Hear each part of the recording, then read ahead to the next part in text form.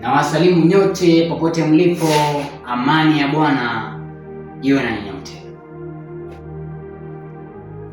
Najua ni wengi wanaweza wakauona ujumbe huu, lakini watakaosikiliza kutoka mwanzo mpaka mwisho huenda wakawa ni wachache. Lakini Mungu aibariki roho ya mtu yule atakayesikiliza ujumbe huu mpaka mwisho, kwa maana haya ndiyo roho inaambia kanisa na watu wote kwa ujumla. Leo nimekuja mahali hapa, ningependa tuangazie mada ya kimsingi sana katika maisha yetu, mada ya kimsingi sana katika wokovu wetu. Yesu hakufa msalabani ili uendelee kutenda dhambi, ndugu yangu mpendwa. Yesu alikufa ili akupe nafasi ya ngapi? Ya pili, ya uzima wa milele. Ndugu zangu wapendwa, ningependa tuanze kwa swali la kulifikirisha sana katika vichwa zetu. Kama kweli Yesu Kristo alikufa Golgotha, kama kweli Yesu Kristo alikufa msalabani, hiyo ilimaanisha uendelee kutenda dhambi na kuomba msamaha kila siku?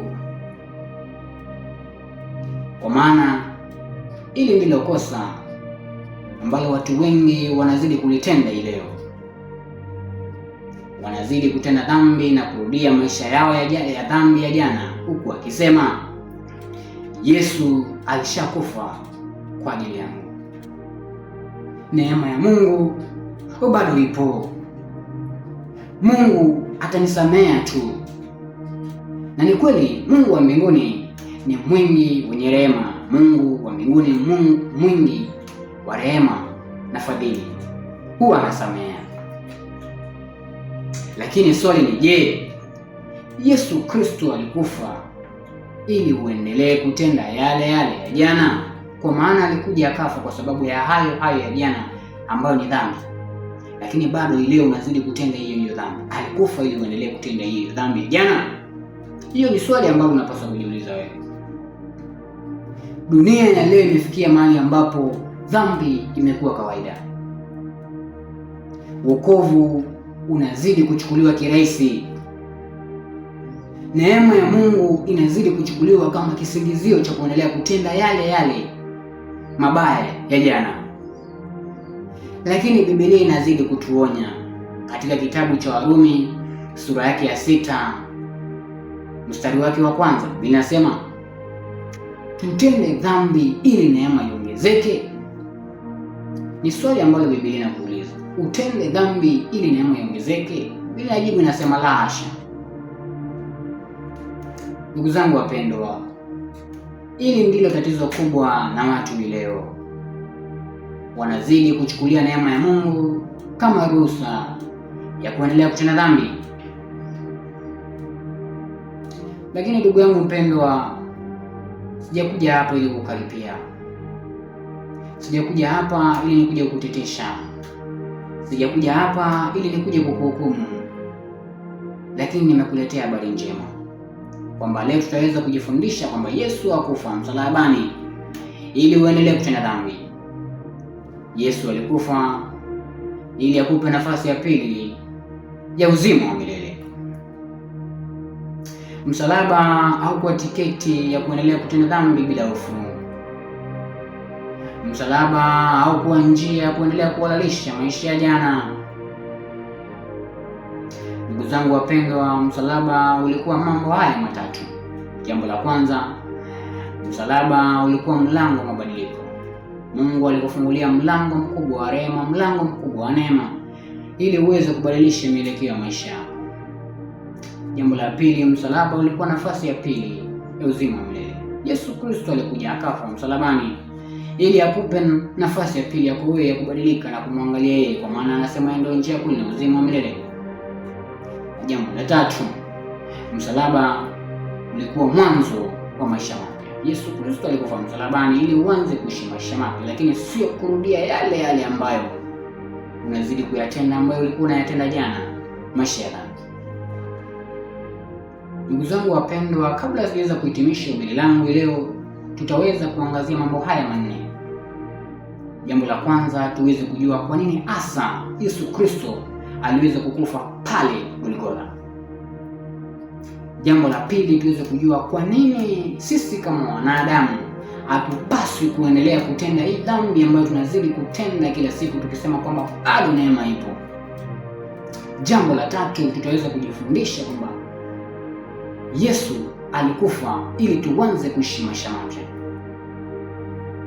Na jambo la nne, tutaweza kujifundisha kwamba Yesu alikufa ili atupatie au atupe nafasi ya pili ya uzima milele.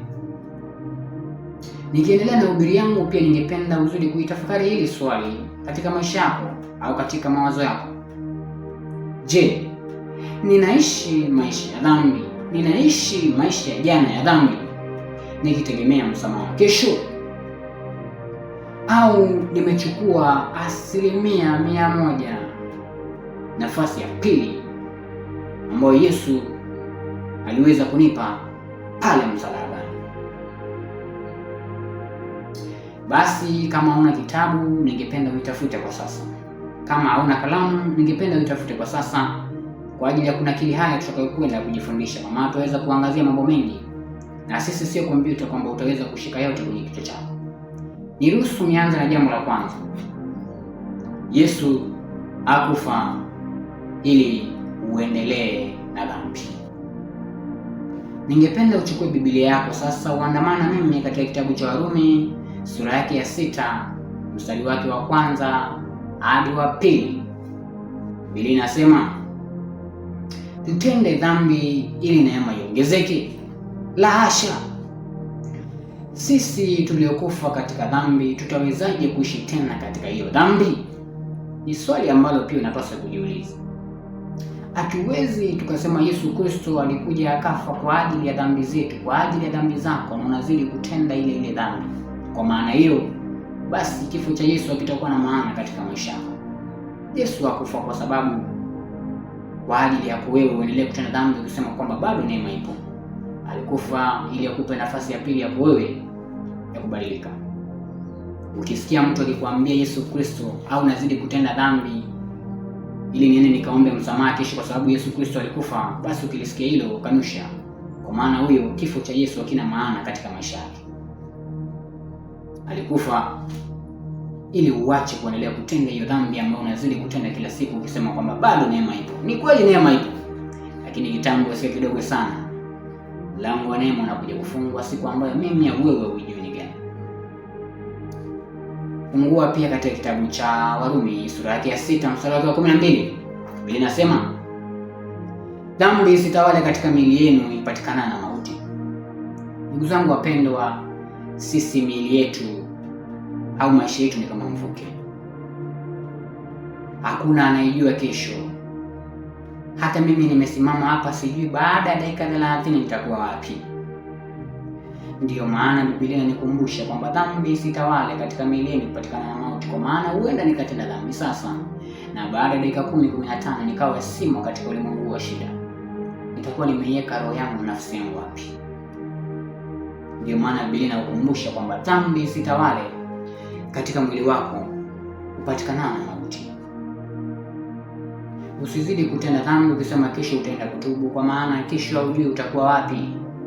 Huwa tunaamka kwa rehema za Mungu. Maombolezo 3:22-23 inakukumbusha, ni kwa rehema, ni kwa huruma za Bwana tuangamii, kwa maana rehema zake hazikomi, ni mpya kila siku asubuhi, na uaminifu wake Bwana ni mkuu. Unaamka asubuhi kwa sababu ya rehema za Mungu. Unaamka asubuhi kwa sababu ya huruma za Mungu.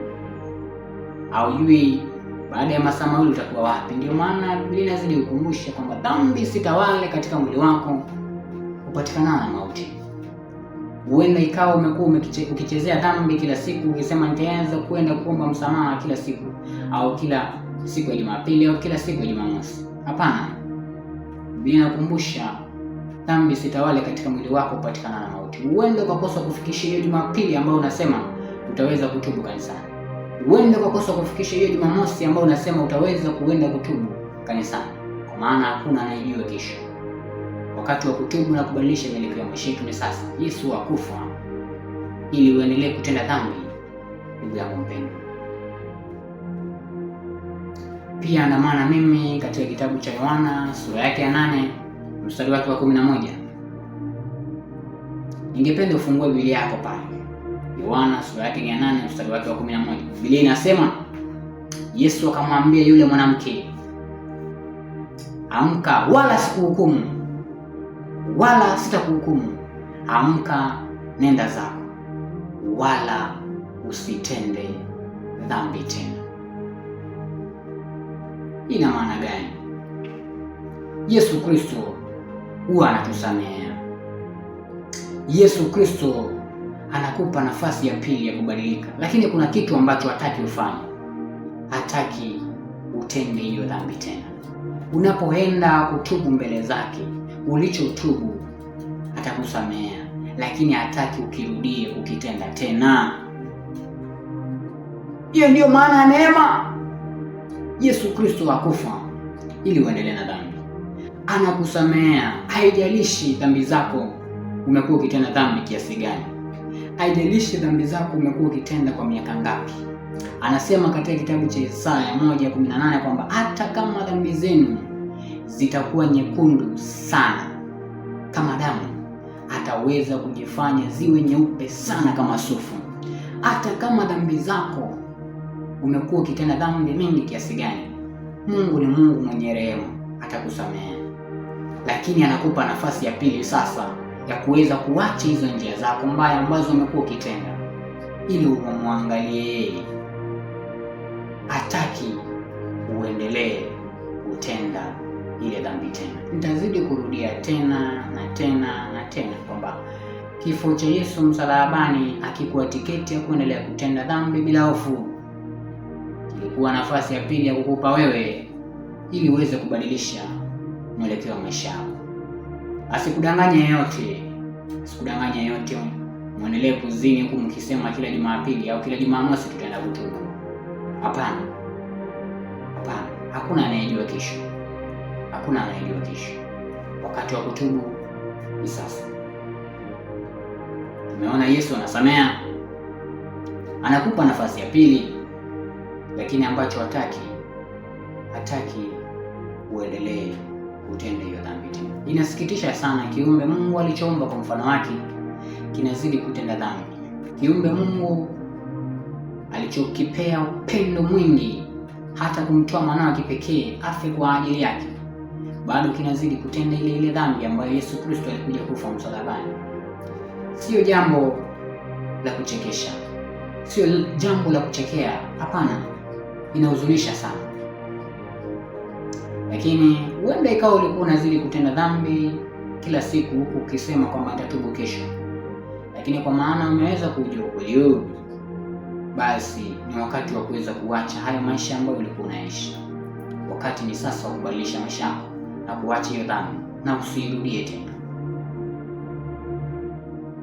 Ningependa tuingie katika jambo la pili ambalo Yesu alikufa ili akupe nafasi ya pili. Hiyo ni jambo la pili. Yesu alikufa ili akupe nafasi ya pili. Ana maana mimi katika kitabu cha Petro wa pili mstari wake ni 3:9 hadi 10. Linasema Mungu hapendi mtu yeyote apotee, bali wote wapate kufikiria toba na waweze kutubu. Yesu Kristo alikufa ili awape watu wote nafasi ya pili ya kuweza kufikiria toba ili waweze kubadilisha mwelekeo wa maisha yao. Kwa maana Mungu ni mwenye rehema na huruma, hataki mtu yeyote aweze apotee.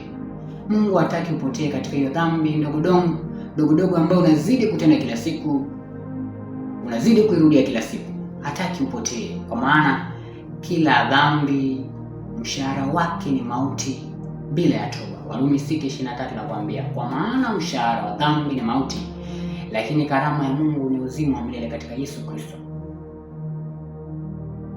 Ndio maana Mungu anasema hapendi mtu yoyote apotee. Ina maana hata wewe unayenisikiliza, unayezidi kutenda dhambi kila siku, hataki pia upotee, kwa maana pia wewe ni mwanadamu kama mimi. Anataka uweze kufikiria toba, anataka uende chini ukaweze kutubu dhambi zako. Niruhusu niingie ndani kidogo. Kuna watu hawajui toba ni nini. Toba sio maneno tu. Maombi sio desturi tu. Hapana. Toba ni nini?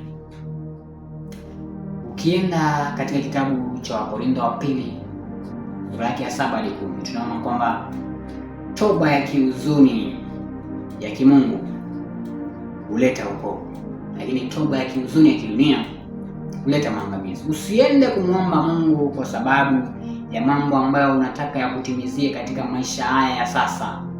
Biblia inasema utafute ufalme wa mbinguni na haya mengine yote yataweza kutimizia. Kwanza unatafuta ufalme wa mbinguni. Toba ni mambo matatu. Jambo la kwanza ni kutambua dhambi. Jambo la kwanza ni kujikubali kwamba mimi ni mwenye dhambi, kwa maana Warumi 3:23-24 inasema kwamba wote wamefanya dhambi, wamehesabiwa haki bure kwa sababu ya neema ya Mungu. Kwanza unajikubali kwamba wewe ni mwenye dhambi. Jambo la pili, ukishatambua kwamba sasa nimefanya dhambi, unakwenda kupiga magoti kuomba msamaha, ili ufanye jambo la pili ambalo ni kuacha dhambi. Jambo la tatu ni kubadilisha mielekeo ya maisha yetu, jambo ambalo watu wengi ni ngumu sana kufanya. Watu wanaomba, watu wanatubu, lakini hawabadilishi mielekeo ya maisha yao. Hapo ndipo wanachorea laini. Ndio maana wanazidi kusema neema bado ipo, Mungu alishakufa kwa ajili yangu, kesho nitaenda kutubu. Hiyo kesho unasema unaenda kutubu, unajua kama utaamka hiyo kesho? Unajua utakuwa na pumzi hiyo kesho? Hiyo unayosema utaenda kutubu kanisani? Hapana. Ndio maana Mungu anasema hapendi mtu yote apotee. Anataka watu wote waweze kufikiria toba. Anataka kuokoa watu wote.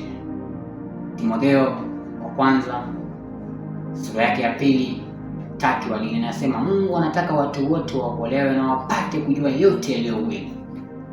Ukweli ndio huu nimekuja kukuambia kwamba Mungu hataki upotee. Anataka ufikirie kutubu, na sio kutubu tu, utambua wewe ni mwenye dhambi. Uache dhambi ambayo umekuwa ukitenda kila siku, lakini la kimsingi zaidi ni kubadilisha mielekeo ya maisha yetu.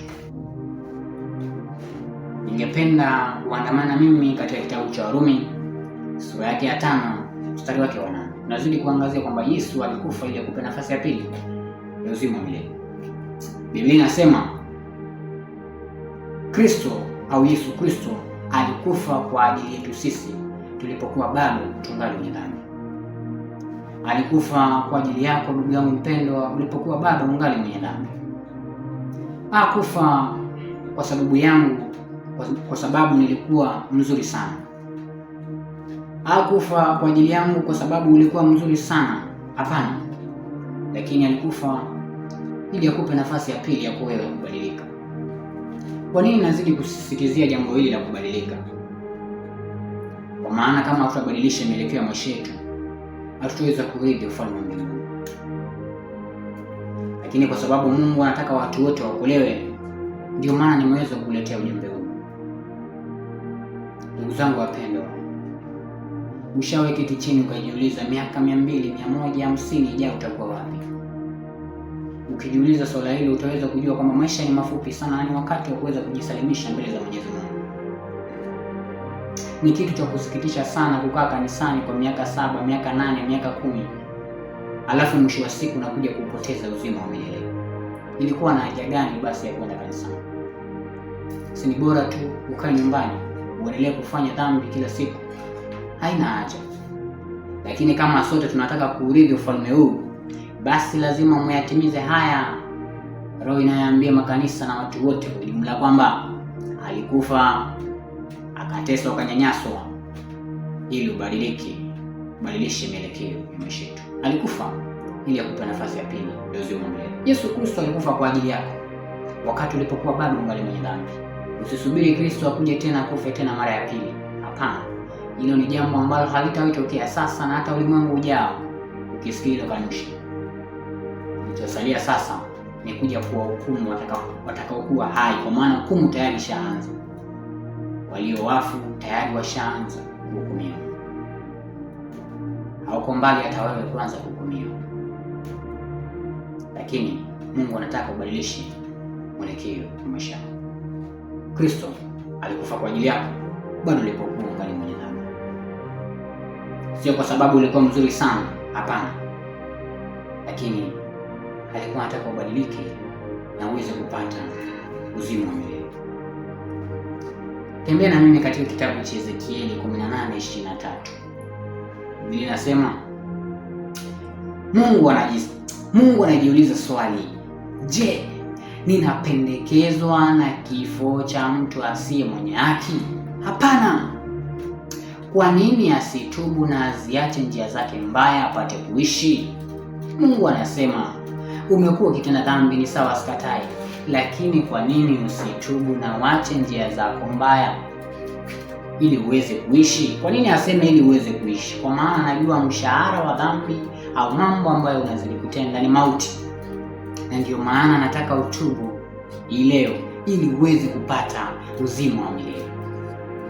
Mungu wetu ni Mungu mwenye rehema, na nimekuambia haijalishi umekuwa ukitenda dhambi kiasi gani, hakuna mtu aliyechelewa, hakuna kitu kigumu mbele za Mwenyezi Mungu, hakuna kitu kilichoharibika zaidi mbele za Mwenyezi Mungu. Haijalishi umekuwa mzinzi kwa miaka ngapi, haijalishi umekuwa mwizi wa kuiba miaka ngapi, haijalishi umekuwa mwongo kiasi gani, haijalishi umekuwa uende kanisani kwa miaka ngapi,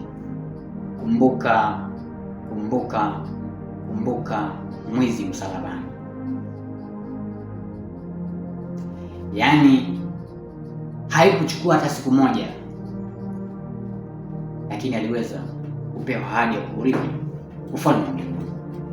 Na hata wewe leo ni dakika 2, dakika 3 tu, Mungu anakuita, amefungua mikono yake ili kukuchukua. Ndugu zangu wapendwa, usipoteze nafasi hii. Majuto ni mjukuu huja kinyume. Usipende kuwa kama wale watu watakaojuta baadaye. Hapana. Jiondoe eneo hilo. Jiondoe eneo hilo, ndugu zangu wapendwa. Na wakati ni sasa kuweza kubadilisha mwelekeo wa maisha yetu. Mungu anasema apendezwi na kifo cha mtu ambaye sio mwenye haki. Anakuuliza, kwa nini usibadilishe mwelekeo wa maisha yako? Ufikirie kutubu ili upate kuishi. Ndugu zangu wapendwa, Mungu anataka utubu leo. Mungu anataka uingie zizini mwake leo. Nataka tuende katika jambo la 3. Neema sio leseni ya kuendelea kutenda dhambi.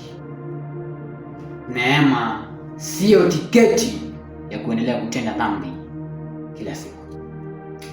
Kuna watu ambao wanazidi kusema nitatenda dhambi leo na kesho itaweza kubadilika na kufikiria toba.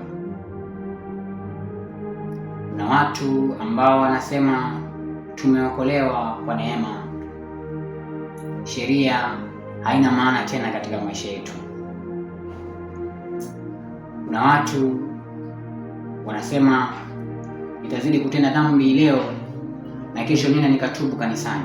Biblia inajibu hilo wazi kabisa. Nataka uandamane na mimi katika kitabu cha Warumi sura yake ya 6 mstari wake ni wa 14 hadi 15. Biblia inasemaje? Kuna kitu nakwambia.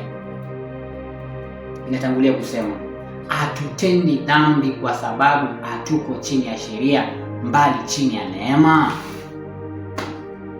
Si hivyo ndivyo mnasema? Unazidi kutenda dhambi ukisema mimi siko chini ya sheria bana, mimi niko chini ya neema. Niko na swali moja kwa. Unasema tuko chini ya neema, hatuko chini ya sheria, si ndio? Hivyo ndivyo mnasema siku hizi. Basi kama nikichukua kama hatuko chini ya sheria, tuko chini ya neema, sasa mbona nikikuja kukuibia mbuzi yako unasema hiyo ni dhambi? Nikikuja kukuibia, si utasema dhambi? Bibi yako akichukuliwa na jirani yako, si utasema hiyo dhambi? Mtu akiua, si utasema hiyo dhambi? Mtu akizini, utakuwa kwanza kusema hiyo ni dhambi. Ukiona wenzio akiabudu sanamu, nasema hiyo ni dhambi. Sasa ikumbuke siku ya Sabato bado siyo dhambi. Mnazidi kuvunja hiyo mkisema tuko chini ya neema, tuko chini ya sheria. Kuna kitu ambacho unapaswa kujua, neema inakufundisha nini. Sitaki kuangazia sana katika sheria, lakini unapaswa kukumbuka jambo moja kabla sijaendelea, kwamba Yakobo 2:10 na ukumbushe kwamba mtu awaye yote, mtu atakayeshika, mtu awaye yote ama mtu awaye sheria yote na ajikwae katika moja kati hizo 10, ukose kushika moja, umevunja yote. Sijui umevunja ngapi kati hizo 10, sijui. Juu yako ujiulize sasa. Nazidi kuongelea kwamba neema sio leseni ya kuendelea kutenda dhambi. Tumeona katika kitabu cha Warumi 6:14-15 inasema hatutendi dhambi kwa sababu hatuko chini ya neema, tuko chini ya sheria. La hasha. Ndugu zangu wapendwa, kule neema ya Mungu kama ruhusa ya kuendelea kutenda dhambi kama wengine, hautakuwa unaipea maana. Ninachokubali, ninachofurahia kuhusu Biblia huwa inajieleza yenyewe. Inakuletea kitu, ninakuelezea vizuri ilipotoka. Ukiuliza dhambi ni nini, itaweza kukujibu. Ukiuliza nikijaribiwa nifanye nini, itaweza kukujibu. Ukiuliza nilitoka wapi, itaweza kukujibu. Ukiuliza mpango wa wokovu, itaweza kukujibu.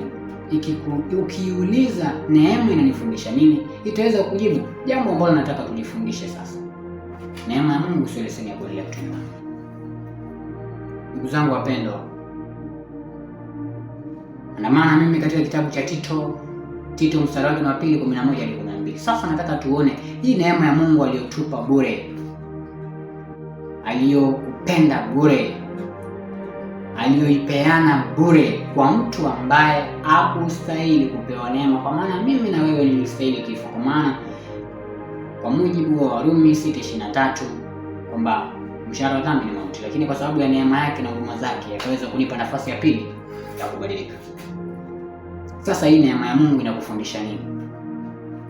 Inanifundisha niendelee kutenda dhambi leo alafu niseme nikabadilika kesho. Tito 2:11-12. Biblia inasema nini? Neema ya Mungu imedhihirika. Inatangulia kusema neema ya Mungu imedhihirika, alafu inaendelea hapo chini kusema neema ya Mungu inatufundisha kukataa ubaya na tamaa za dunia. Ndugu zangu wapendwa, Biblia iko wazi kabisa. Nakumbuka hapo awali kidogo niliweza kuangazia, kama umekuwa ukifuatilia, nilisema kwamba neno la Mungu ni la milele na ukweli wa Mungu hautawahi badilika hata siku moja. Neema ya Mungu aliyotupa sisi kama wanadamu inatufundisha kukataa ubaya na tamaa za dunia. Kwa nini inatufundisha kukataa ubaya na tamaa za dunia? Tamaa na dhambi zinahusianaje?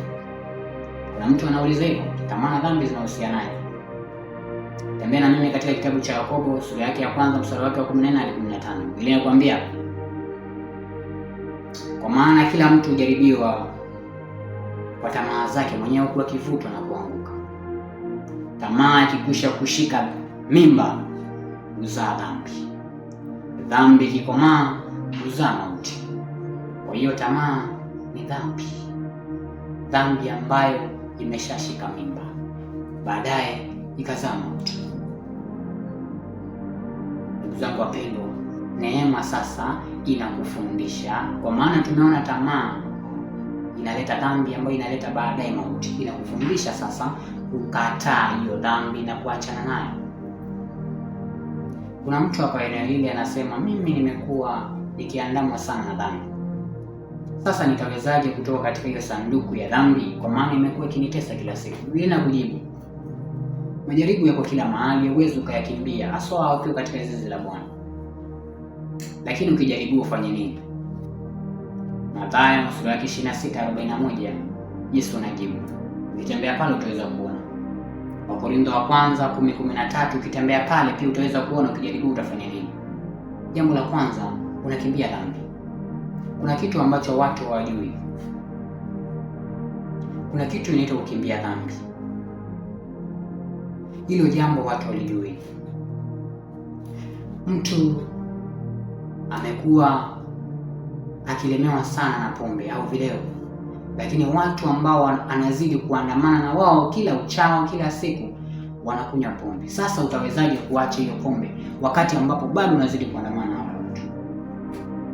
Kuna mtu ambaye amelemewa na dhambi ya kuzini, lakini kuangalia pornography and whatsoever, utamkuta kule yuko namba 1, anaangalizwa vitu. Utawezaje kutoka katika hiyo sanduku ya dhambi? Kuna mtu ambaye amelemewa na dhambi ya wizi, lakini watu ambao wanaandamana wao wanazidi kupanga njama za kuenda kuiba mahali fulani. Utawezaje kutoka katika hiyo sanduku ya wizi? Unakimbia dhambi. Jaribiwa, unakimbia dhambi. Jambo la pili ambalo napaswa kujifunza baada ya kukimbia dhambi ni kuomba. Kuna watu ambao hawajui maombi. Maombi yana nguvu sana katika kushinda dhambi. Maombi yana nguvu sana. Sijui umekuwa ukiomba mara ngapi kwa siku? Kwa maana Biblia inasema ombeni bila ukomo. Mungu alikuwa anajua dunia imejaa majaribu na shetani yuko huko akizunguka huko atafuta mtu aumeze. Ni simba agurumaye. Ndio maana Biblia inakumbusha kwamba ombeni bila ukomo. Na jambo la tatu, baada ya kuomba unashikamana na hii neno ambayo tuliweza kupewa bure. Kuna mtu ambaye amekaa miaka 20-23 lakini hata hajui Mwanzo 1:1 inasemaje. Ndugu zangu wapendwa, wakati wa kuamka katika usingizi ni sasa. Nazidi kukumbusha kwamba neema ya Mungu inatufundisha kukataa ubaya na tamaa za dunia. Neema ya Mungu haikufundishi kuendelea kutenda ile dhambi ya jana. Inakufundisha kuiacha hiyo dhambi na kuanza maisha mapya. Niruhusu niende katika jambo la 4. Jambo la 4, Yesu alikufa ili tuanze kuishi maisha mapya. Kivipi? Ningependa uandamane na mimi katika kitabu cha Wakorintho wa pili 5:15. Biblia inasema Kristo alikufa kwa ajili yetu sisi, ili wanaoishi wasiishi kwa ajili ya nafsi zao, lakini waishi kwa ajili yake yeye aliyekufa na kufufuka kwa ajili yetu. Kristo ileo hawezi akaruhusu watu waendelee kuzini. Hawezi akaruhusu watu waendelee kuiba. Hawezi akaruhusu watu waendelee na uzinzi. Hawezi akaruhusu watu waendelee kuua. Basi anataka uanze kuishi maisha mapya. Anataka ubadilishe mwelekeo huo wa maisha yako ambao umezidi kufanya kila siku mtindo wa dhambi, ukisema utabadilika kesho. Alikufa na kufufuka kwa ajili yako, kitu ambacho hakuna yeyote angeweza kufanya jambo hili. Sijui leo unachukulia kifo cha Yesu kivipi? Sijui. Kifo cha Yesu kina uzito mkubwa sana, na Yesu alilipa gharama kubwa sana msalabani. Ningependa uandamane na mimi katika kitabu cha Warumi 6:4. Biblia inasema kiufupi tu, basi tuenende katika upya wa uzima. Inazidi kukumbusha kwamba wakati wa kuenenda katika upya wa uzima ni sasa, sio kesho. Basi tuenende katika upya wa uzima. Uzima hauwezi ukaruhusu utende dhambi. Ndio maana inataka uanze kuishi maisha mapya ndani ya Yesu Kristo. Na tumeona kwamba kwa mujibu wa Korintho wa pili 5:17, hata imekuwa wote waliompokea Yesu Kristo amewafanya kuwa kiumbe kipya. Ya kale yamepita, tazama imekuwa mapya. Hauwezi kuwa ndani ya Yesu Kristo na ukabaki vile vile. Anakubadilisha na kuwa kiumbe kipya. Sasa Roho Mtakatifu anaandamana na wewe katika upya wa uzima. Ndugu zangu wapendwa, Yesu alikufa ili uanze kuishi maisha mapya. Yesu hakufa ili uendelee kutenda dhambi kusema kesho nitaenda kutubu. Andamana mimi katika kitabu cha Yohana 10:10. Kifupi Biblia inasema Kristo alikuja kwa wote ili tuwe na uzima na tuwe nao tele tele. Alikuja ili tuwe na uzima. Alikuja ili uwe na uzima na uwe nao tele tele. Kuwa na uzima ni kuendelea kutenda dhambi kila siku? Kuwa na uzima ni kuendelea kurudia yale yale ya jana? Hapana. Tumeona neema ya Mungu inatufundisha kwa tabu na tamaa za dunia. Kuwa na uzima ni kuacha dhambi, kubadilisha mielekeo ya maisha yetu na kumwangalia Yesu Kristo. Yesu alikufa ili tuanze kuishi maisha mapya. Ndugu zangu wapendwa, nikihitimisha, ningependa kuambia jambo moja kwamba Yesu Kristo hakufa msalabani ili uzidi kusema kwamba nitafanya dhambi leo na kesho nitabadilika. Yesu Kristo alikufa msalabani kwa ajili ya mtu yule. Alikufa ili kwa mtu yule aliyekuwa mwizi aache wizi, kwa mtu yule aliyekuwa mzinzi aache uzinzi, kwa mtu yule aliyekuwa mwongo aache uongo, kwa mtu yule aliyekuwa muuaji aache kuua, kwa mtu yule ambaye hakuwa anaiangazia sabato ya Bwana aingie ndani ya zizi. Alikufa kwa mtu yule alikuwa mbali na Mungu amrudie Mungu. Hiyo ndiyo sababu Yesu Kristo alikufa msalabani.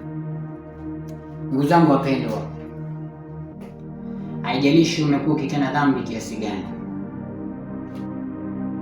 haijalishi umekuwa ukizini kwa miaka ngapi, haijalishi umekuwa muongo kwa miaka ngapi, haijalishi umekuwa ukitenda mabaya kwa muda wa miaka ngapi, mwizi msalabani alikuwa mwizi kwa miaka yake yote, lakini haikumaliza hata masaa matatu manne, hata siku, aliweza kuahidiwa ufalme wa Mungu. Na hata wewe leo Mungu anakuita kwa sauti ya huruma. Ndugu yangu, acha kushikana na watu. Kuna mtu yuko pale anauliza, sasa nikibadilika niache wizi watu watanichukuliaje? Sasa nikibadilika watu watanionaje?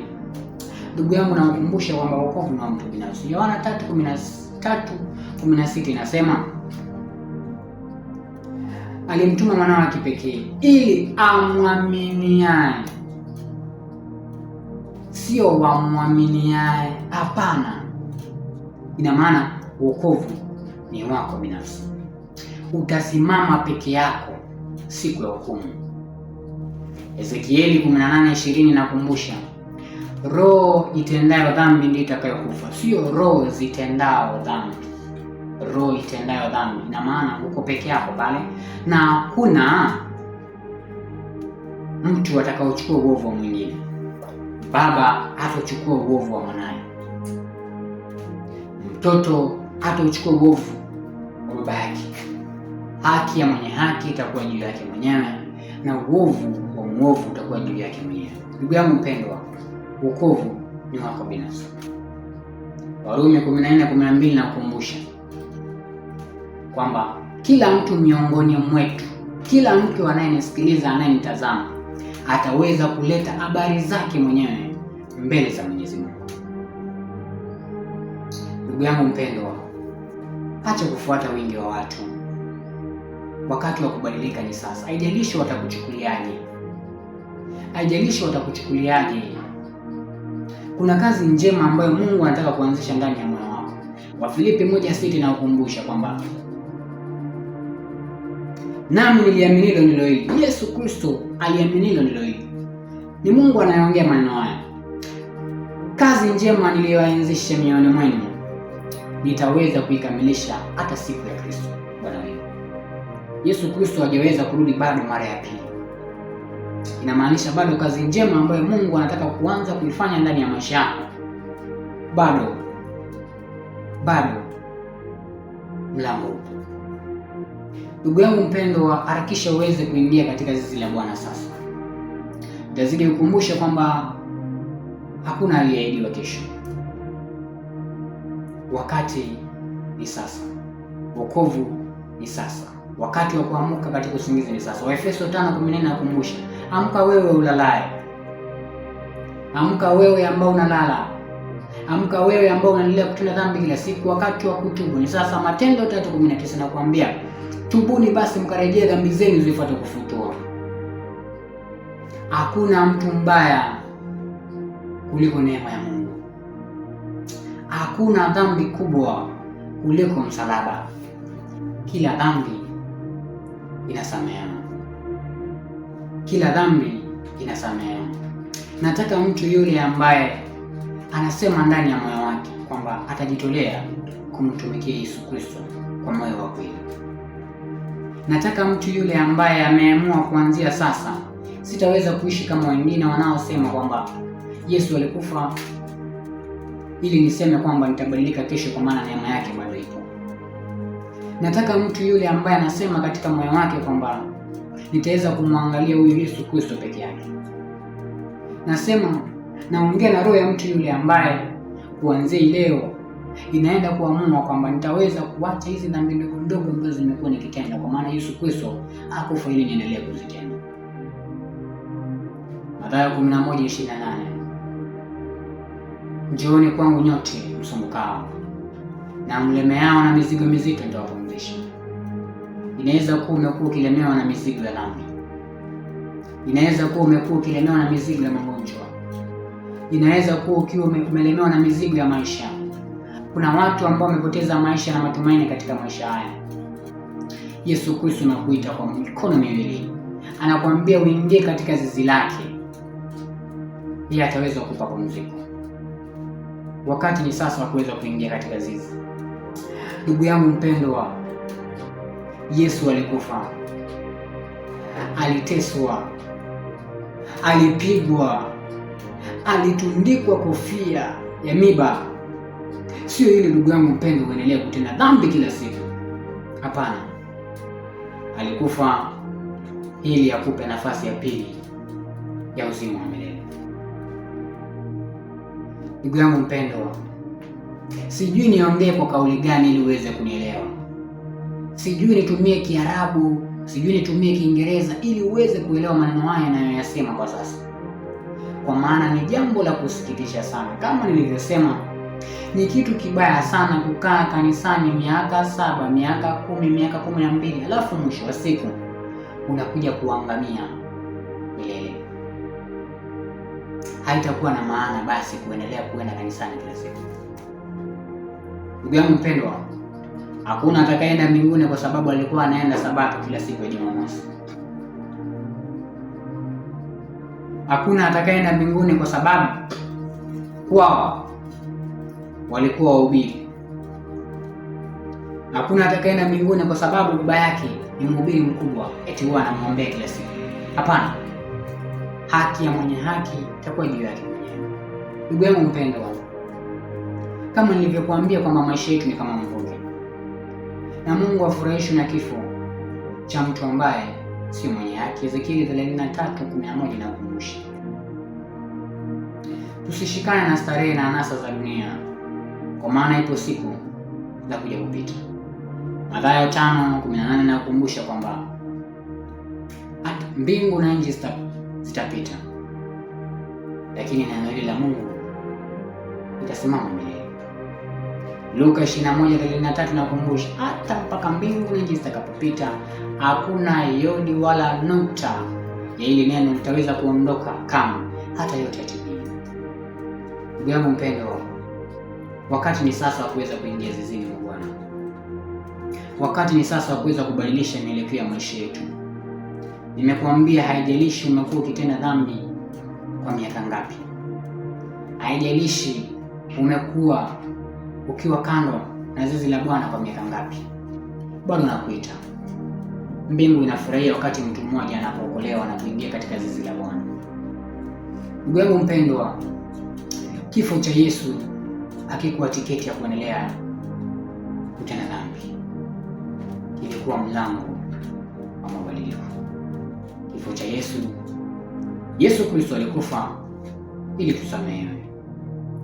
Yesu Kristo alikufa ili tubadilike. Yesu Kristo alikufa ili tuache dhambi. Yesu Kristo alikufa ili tuanze kuishi maisha mapya. Yesu Kristo alikufa tupate uzima wa milele. Ndugu zangu wapendwa,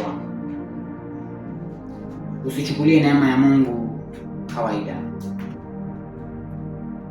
Yesu Kristo alilipa gharama kubwa sana msalabani. Mungu awabariki popote mlipo mtakapokuwa mkifanya maamuzi ambayo ni sahihi. Nahitimisha na fungu moja ambayo iko katika kitabu cha Ufunuo wa Yohana sura yake ya 1 mstari wake wa 7. Nasema, tazama yuaje na mawingu, na kila jicho litamwona, hata waliomchoma, na kabila zote za nchi zitalia kwa ajili yake. Ni ombi langu, tunastaki iwe ombi lako, ni ombi langu na ombi lako kwamba usije ukawa mmoja wa wale watu ambao watakuwa wanalia wakati Yesu Kristo atakapokuwa akirudi mara ya pili, kwa sababu alikuambia kweli huu na ukosa kufuata. Ndugu zangu wapendwa, Ufunuo wa Yohana 22:20 nasema, yupo mlangoni Yesu Kristo, anabisha moyoni mwako, anaomba tu mfungulie ili aweze kula na wewe. Usikalishe moyo wako kuwa mgumu, ndugu yangu mpendwa. Wakati wa kubadilika ni sasa. Wakati wa kubadilisha mielekeo maisha yetu ni sasa. Mruhusu Yesu Kristo aingie ndani ya maisha yako. Sitaki kuongea mengi, lakini kumbuka mambo haya. Yesu Kristo alikufa ili akupe nafasi ya pili ya uzima wa milele. Alikufa ili tusamehewe. Alikufa ili tubadilike. Alikufa ili tuache dhambi. Alikufa ili tuanze kuishi maisha mapya. Na la mwisho, alikufa ili tupate uzima wa milele. Kama umeamua leo kumrudia Yesu kwa 100% na kuacha kutenda dhambi, ukisema kwamba nitaomba msamaha hiyo kesho, nisaidie kuandika amina kwenye comment section. Na Mungu awabariki popote mlipo. Hebu niombe. Tuombe. Mtakatifu mshindi Jehova, tunakuja mbele zako wakati huu tukisema ni asante kwa kuwa umekuwa mwema na mwaminifu katika maisha yetu. Ni kwa rehema zako kwamba Jehova natuangamia. Ni kwa rehema zako Jehova umeona ni vyema tuweze kuwa na masaa haya tukiwa chini ya ulinzi wako. Sio kwa sababu ya nguvu zetu, hapana, lakini ni kwa minajili ya neema zako na fadhili zako na neema wako Jehova. Umeona ni vyema tuweze kuwa na masaa haya tukiwa na pumzi. Tumeweza kujifundisha kwamba Yesu Kristo hakufa ili tuendelee na dhambi. Alikufa ili atupe nafasi ya pili ya kubadilika. Jehova, acha watu wote walioweza kusikia ujumbe huu wasiweze kukalisha mioyo yao kwa Mungu, waweze kupokea kwa moyo mmoja na wakaweze kujua kwamba ni wakati wa kubadilisha mielekeo ya maisha yetu na si wakati wa kuendelea kutenda yale ya jana. Jehova, zaidi zidi kutuandaa katika ufalme wako ulipo mara ya pili. Ningependa Jehova pia uweze kuniongoza katika safari ambayo niliweza kuianzisha. Hatuwezi tukaiweza bila wewe. Naomba Roho Mtakatifu akazidi kutuongoza. Watumia Roho Mtakatifu watu wote watakaokuwa pia wakiendelea kuangazia ujumbe huu ili wakaweze kubadilisha mielekeo ya maisha. Zaidi tuongoze katika kila jambo. Tusamehe dhambi na makosa, kwa maana sisi ni wakosefu. Tumekuwa tukitenda dhambi kwa njia ya kufikiri, kushika, kuwaza na mengine tunafanya kwa kulia. Tusamehe kwa sababu sisi ni wakosefu. Sijui nilikulazimisha, bali fanya kulingana na mapenzi yako.